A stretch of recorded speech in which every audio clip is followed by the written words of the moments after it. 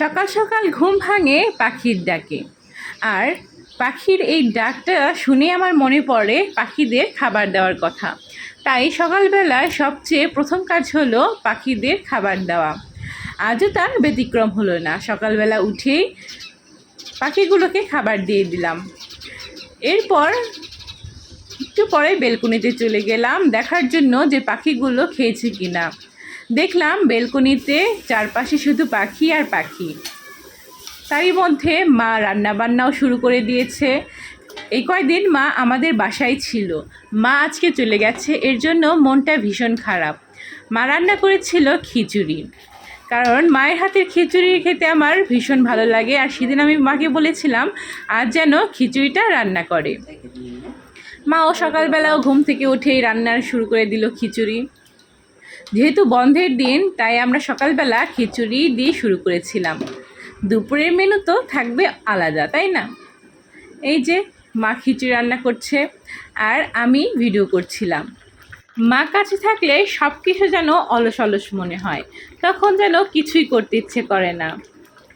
সকালবেলা কিন্তু খুব সকালেই উঠি আমি, তারপরে রান্নার কাজ শুরু করে দেই। মা আসার পর রুটিনটা যেন চেঞ্জ হয়ে গেল।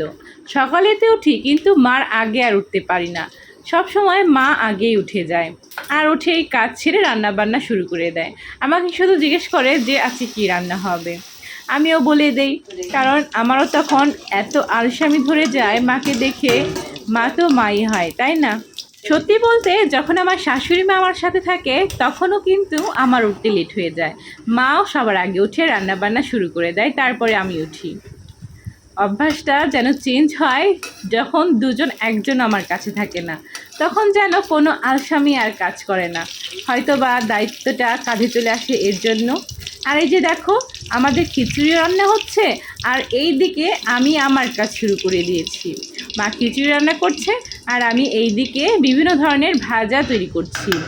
এই যে দেখো খিচুড়ি কিন্তু অলরেডি রান্না করা শেষ, এখন শুধু আমারটার পালা। আমি প্রথমে পুঁই শাক ভাজাগুলো ভেজে নিচ্ছিলাম, আর এই পুঁই শাক ভাজার রেসিপিটা অবশ্যই থাকবে এই কোজাগরিতে, আর সাথে ডিম ভাজাও করব।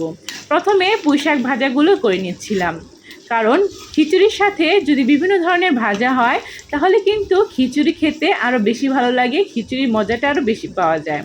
খিচুড়ি সবচেয়ে বেশি ভালো লাগে কখন জানো? যখন বাহিরে মুষলধারায় বৃষ্টি পড়ে আর পরিবেশটা একদম ঠান্ডা থাকে, তখন কিন্তু খিচুড়ি খেতে বেশি ভালো লাগে আর আনন্দটা কিন্তু দ্বিগুণ বেড়ে যায়।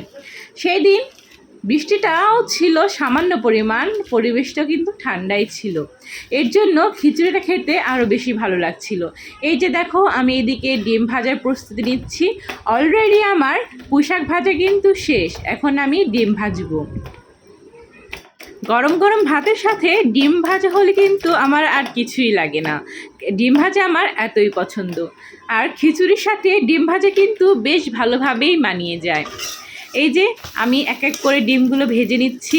আমাদের পরিবারের লোক সংখ্যা গুণে কিন্তু ডিমটা আমি ভেজে নিচ্ছি, কারণ অন্য কিছুই আর রান্না করা হয়নি, শুধু ভাজা আর ভাজা, এই দিয়ে আজকের আমাদের খাবার আর দাবার। তারপরে আবার শুরু হয়ে যাবে দুপুরের রান্না।